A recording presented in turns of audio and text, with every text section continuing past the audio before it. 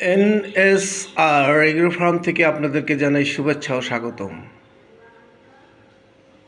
এই সেই জারা লেবু, সিলেটের বিখ্যাত জারা লেবু।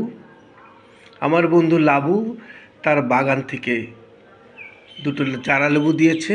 দেখেন তার সাইজ কি পরিমাণ সাইজ, মাঝখান থেকে কেটে এই দেখেন, এর ভিতরে রসের পরিমাণ খুব কম, কিন্তু এই যে এর এক ফালি কেটেছি, দেখেন এটার এই যে মাংসের পরিমাণটা বেশি, এইটাই খেতে হয়, চাবিয়ে রান্না করে খেতে হয়, অত্যন্ত টেস্টফুল। হালকা একটু তিতকু ভাব আছে, কিন্তু এইখানে ওদের যে বাগানে, সেই বাগানে একটু ট্রিটমেন্ট দিলে এই তিতকু ভাবটা চলে যাবে।